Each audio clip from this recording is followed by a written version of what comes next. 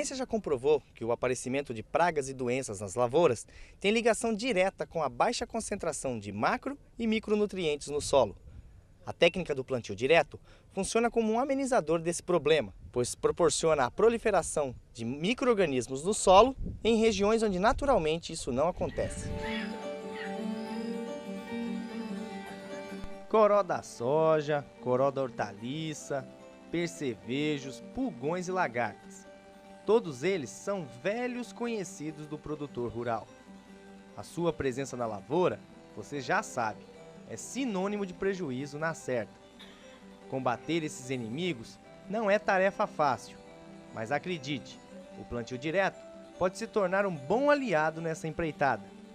Quando nós falamos de dinâmica populacional, nós temos que saber que o agroecossistema ele é muito complexo, existem muitos insetos presentes. E dentro desses insetos presentes, existem insetos que a gente chama de benéficos, insetos que são pragas em potenciais, ou insetos que são meros visitantes nesse sistema. Agora, todos eles estão vivendo ou de forma harmoniosa, ou então nem sempre de forma harmoniosa.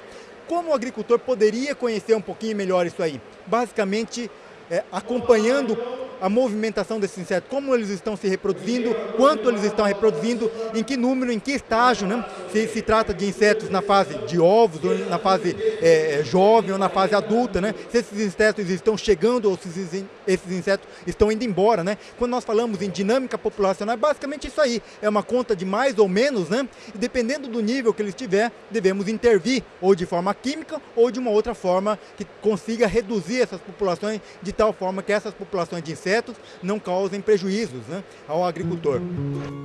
Entre as principais pragas que atacam nossa lavoura, o coró é, sem dúvida, a mais famosa. Isso se deve ao grande estrago que ele faz e à sua alta incidência em todas as regiões do país. O pesquisador Charles Martins de Oliveira, da Embrapa Cerrados, é um grande conhecedor desse bichinho e atesta o estrago que ele faz. A gente vê que eu tenho trabalhado com corós, que são larvas de besouro, a gente tem percebido que nas áreas atacadas os danos podem chegar a mais ou menos 40% ou 50% da produção de soja. Então a gente vê que qualquer medida de controle que reduza esse tipo de dano seria importante ser tomada. A gente acha que, pelos dados que a gente tem, que o controle químico não é o caminho mais viável. O controle cultural, época de semeadura, esse tipo de controle talvez seja o mais viável para o controle de corós. Agora, o sistema de plantio direto, a aplicação correta do sistema influencia nesse controle? A gente tem percebido que sim, porque esses insetos eles são residentes, eles se movem pouco no solo e eles têm um ciclo muito longo. Então o plantio direto, pelo fato de não revolver o solo, favorece o desenvolvimento desse tipo de praga. Certo. E quais são as espécies mais significativas? No sul do país, desde a década de 80, são conhecidas pelo menos 3 espécies: o coró da pastagem, o coró do trigo e o coró da soja.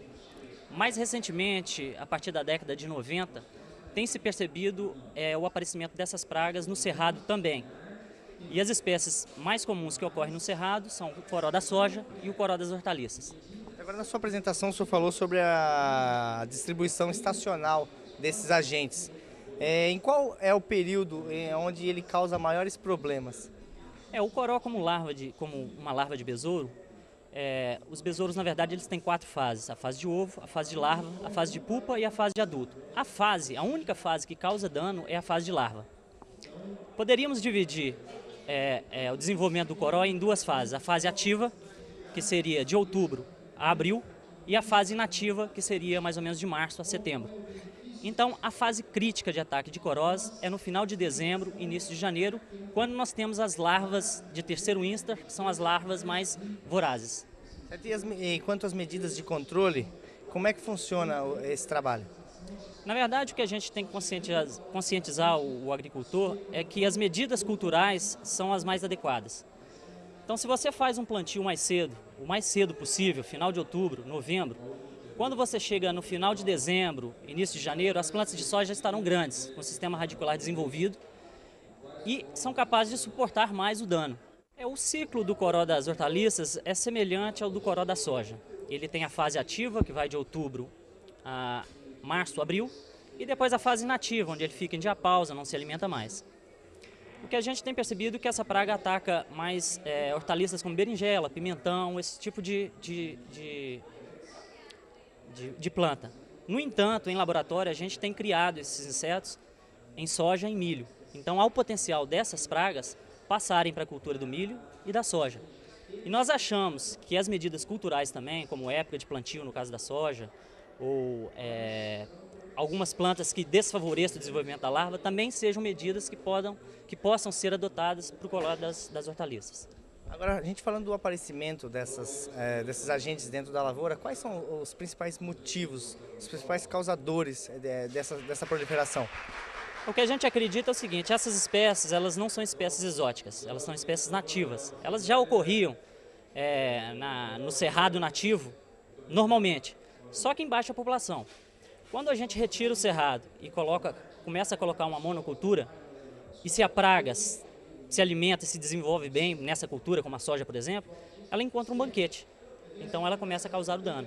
Mas, na verdade, essas pragas existem, tanto no Cerrado, como no sul do Brasil, como no norte, elas estão em toda parte. Só que o fato de você retirar a vegetação nativa, acabar com os inimigos naturais, você cria um ambiente favorável ao desenvolvimento dessas pragas. No caso do algodoeiro, cultura que chegou no Cerrado como opção de palhada para o cultivo de soja e milho e que acabou se tornando quase uma monocultura, a situação atual é bastante séria.